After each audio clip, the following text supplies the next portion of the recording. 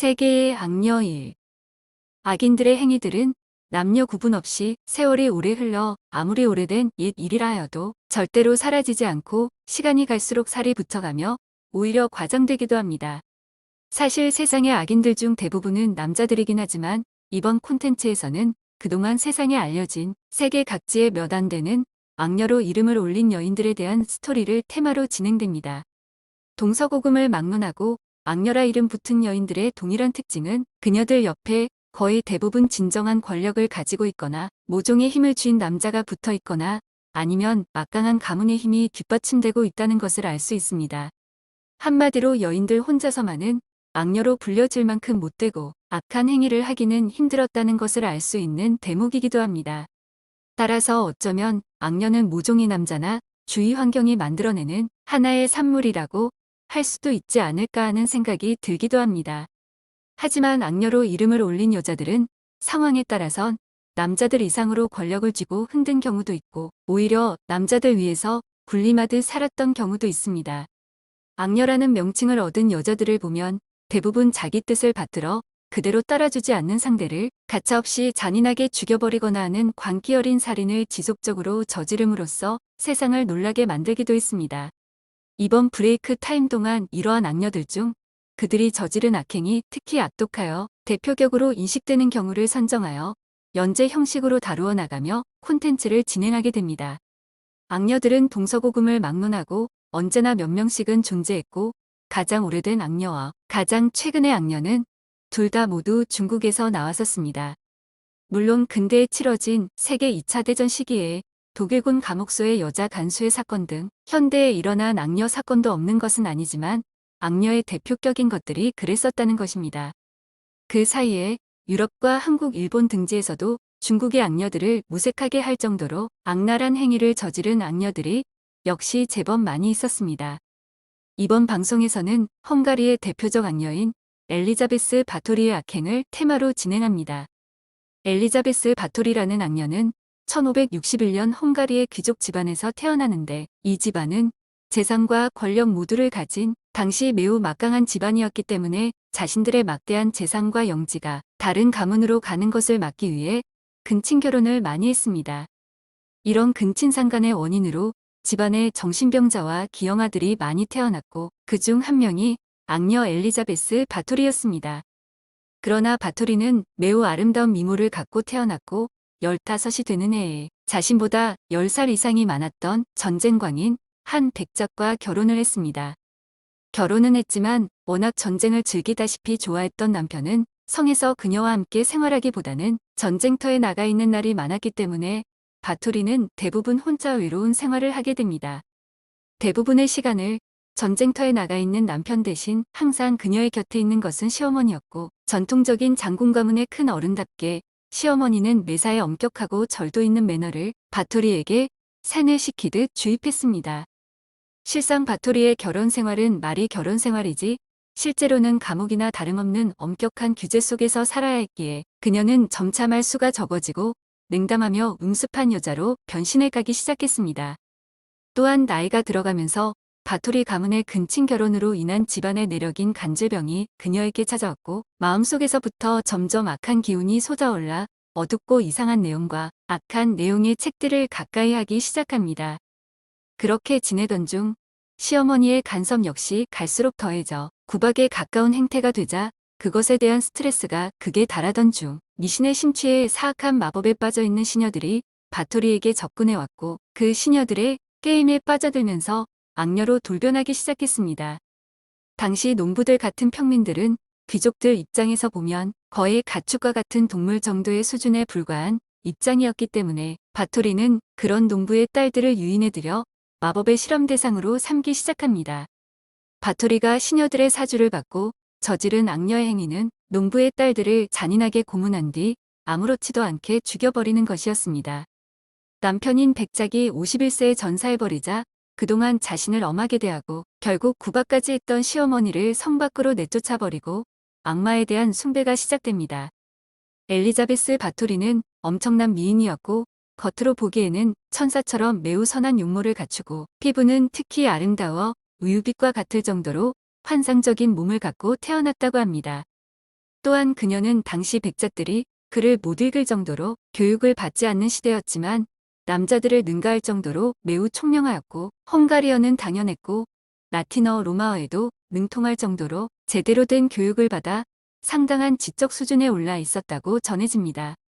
이런 아름다움을 갖고 있던 바토리는 1600년 남편인 페렌츠 나다스디 백작이 전사하고 나자 시어머니를 성 밖으로 쫓아낸 후 많은 남자들을 자신의 성 안으로 끌어들여 관계를 맺으며 즐기는 생활을 하게 됩니다. 이런 방탕한 생활을 시작한 바토리는 끌어들인 남자들에게 사랑을 받고 자신의 젊음을 유지하기 위해 엽기적인 행각을 시작했습니다. 어느 날 바토리의 머리를 빗겨주던 하녀가 실수로 그녀의 머리가 약간 심하게 당겨지자 화가 나서 뺨을 심하게 후려갈겼고 이 과정에서 하녀의 뺨에 바토리의 손톱 자국이 깊게 나자 피가 흘러내리게 됩니다. 문제는 하녀의 뺨에서 흘러내린 피가 바토리의 손등에 떨어졌는데 그때 순간적으로 손의 피부가 탱탱하게 변하는 것 같은 느낌을 받게 됩니다. 그러자 수많은 남자들을 끌어들여 남색을 즐기던 바토리는 아름다움을 유지해야 할 필요를 느끼고 있는 상황이었기에 젊은 처녀의 피가 자신의 젊음을 되찾을 수 있는 비밀의 열쇠라고 스스로 단정을 내립니다. 이런 망상에 빠져든 바토리는 이때부터 인간이라면 절대로 할 수 없는 악마의 행각을 시작하게 되는데 그 행위는 곧 처녀들을 잡아다 죽인 다음 그 처녀가 흘린 피로 목욕을 하는 것이었습니다. 바토리는 처녀의 피를 구하기 위해 농가의 젊은 처녀들을 자신의 성 하녀로 사들였고 일단 성 안으로 사들인 처녀들은 처음에는 잘 먹여 사육시키듯 관리하게 됩니다. 그런 다음 때가 되면 한 명씩 혹은 여러 명을 함께 살해하여 그녀들이 흘린 피로 마사지 겸 목욕을 하는 엽기적 악마 행위를 이어갔습니다. 그러나 바토리는 처음 젊은 처녀들을 살해할 때의 목적이었던 아름다운 피부를 유지하기 위한 것에서 점점 벗어나게 됩니다. 나중에는 처녀들이 고통을 받으며 죽어갈 때 그녀들의 피를 받아 마시며 피로 욕조를 가득 채우고 목욕을 할 때면 묘한 희열과 쾌감을 느끼기 시작했습니다. 당시 바토리의 잔혹한 성품을 이해할 수 있게 하는 사건이 있었는데 어느 날 바토리의 영지 내에 살고 있는 농부의 딸이 배가 고파지자 나무에서 배를 하나 따먹은 일이 있었습니다. 그것을 본 아첨쟁이 하녀 한 명이 그것을 바토리에게 일러 바쳤고 그 악녀는 소녀를 잡아다 고문을 하기로 했는데 겁먹은 소녀는 고문을 하기도 전에 자기가 배를 따먹었다고 자백을 하지만 악녀는 그 소녀를 용서하기가 싫어집니다. 그러나 많은 농부들이 모여 그 모습을 보고 있었기 때문에 관대한 처분을 내린다면서 그녀를 배나무에 하루 동안 묶어 놓도록 했습니다. 그리곤 뒤에서 하녀를 시켜 그 소녀의 온몸에 꿀을 발라 놓도록 했고 그러자 꿀 냄새를 맡은 수많은 벌들이 사방에서 날아들기 시작했습니다.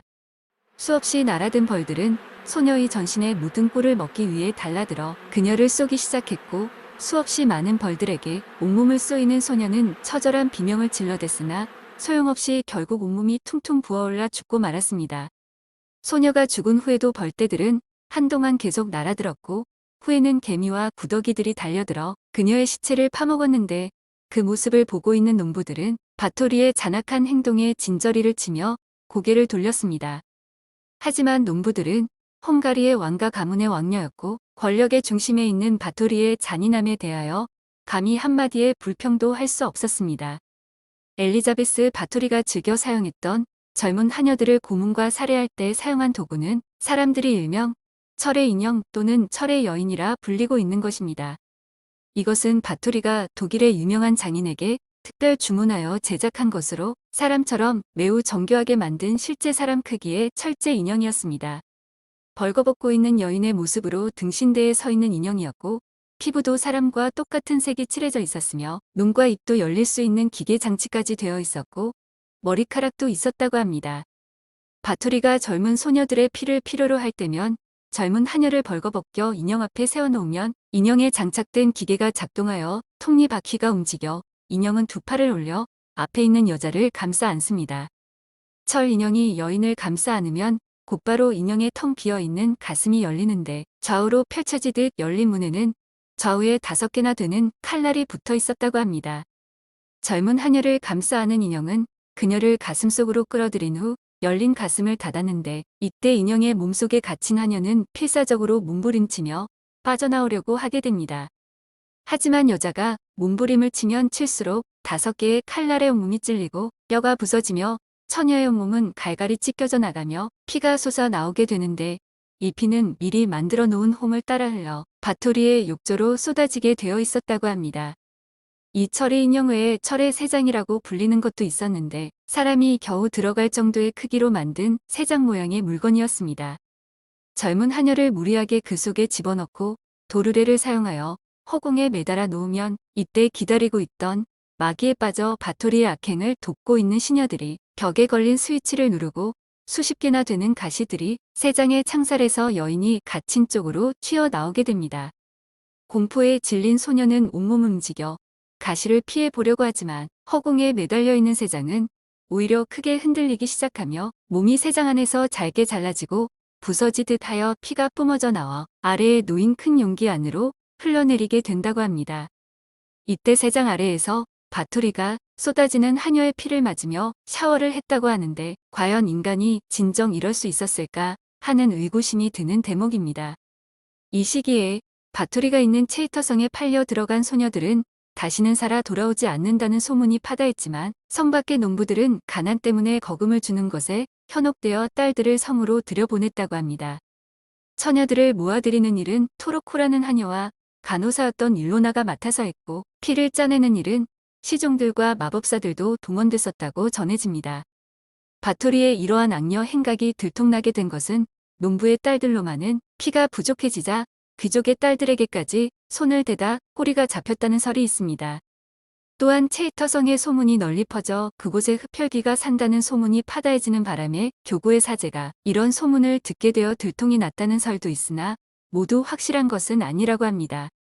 하여간 이런 일들로 인하여 바토리의 엽기적 악행은 외부로 알려지게 되었고 결국 국왕의 귀에까지 들어가 그의 명령으로 1610년 그녀의 사촌인 기오르기 투르소 백작이 군인과 기병대들을 이끌고 체이터성에 조사차 도착했습니다. 이때도 마침 피해 의식이 진행 중이었는데 성에 들어간 백작은 지하 감옥에서 수십 구의 시체와 함께 온몸에 바늘에 찔린 자국이 수없이 난 채 아직 살아있는 소녀들도 여러 명 발견하게 됩니다. 바토리는 소녀들을 죽일 때면 일일이 그 숫자를 일기에 기록해 두었는데 그것을 근거로 하여 수를 세어본 결과 이 악녀가 죽인 소녀의 숫자가 612명이나 되었다고 합니다. 이때 소녀들을 고문하여 죽이는 일은 모두 성내에서 행해졌기 때문에 직접 본 사람은 없었지만 야밤에 뭔가를 자주 파묻는 것을 본 사람들은 많았다고 합니다. 또한 바토리가 너무 자주 줄초상을 내고 장례 처리를 맡기자 한 사제는 화가 나 더 이상 못 해먹겠다고 욕을 하며 가버렸고 이후부터는 장례고 뭐고 없이 사체를 그냥 묻어버리기 시작했다고 전해집니다. 바토리의 엽기적 악녀 행위가 그의 사촌인 한 백작에 의해 들통나게 된 후 그동안 바토리의 악녀 행위를 도왔던 사람들은 모두 사형을 받아 잔인하게 죽어갔지만 정작 본인은 왕가의 귀족 출신이라는 것 때문에 사형을 면했습니다. 그러나 그녀는 당시의 법률상 귀족은 사형에 처할 수 없다는 것 때문에 목숨을 부지할 수는 있었지만 거의 사형에 버금갈 만한 형벌인 무기 금고형에 처해집니다. 이 무기 금고형은 매우 가혹한 것이어서 밥을 넣어주는 구멍 외에는 모든 곳이 밀폐되어 조그만 빛조차 들어오지 못하게 만든 탑 꼭대기에 어둡게 만든 독방에 갇혀 서서히 비참한 죽음을 맞게 되는 형벌입니다. 엘리자베스 바토리는 이 탑 꼭대기에 마련된 독방에서 가혹한 생활을 하다 4년이 지난 1614년 54세의 나이로 사망했다고 합니다. 바토리의 무덤은 처음에는 그가 살던 성 부근 교회에 있었으나 언제인지는 알 수 없지만 그녀의 고향으로 이장되었는데 그 위치는 전혀 알려진 바 없습니다. 물론 바토리의 이러한 악녀의 엽기적 행각이 과연 사실인가 하는데도 여러 가지 의견이 있는 것도 사실이며 당시 적지 않은 귀부인들을 마녀라는 누명을 씌워 화형 등 잔인하게 죽이던 시절이었기 때문에 100% 믿는 데는 무리가 있는 것 같습니다. 오늘 방송은 여기서 마무리하며 다음 방송에서는 보험금을 노린 연쇄살인을 저질러 세상을 놀라게 했던 여성 벨 거너스의 악행에 대한 내용을 프레임으로 진행합니다. 구독과 좋아요는 콘텐츠 제작에 큰 힘이 됩니다. 구독, 좋아요, 알림 설정을 부탁드리며 방송을 마치겠습니다. 감사합니다.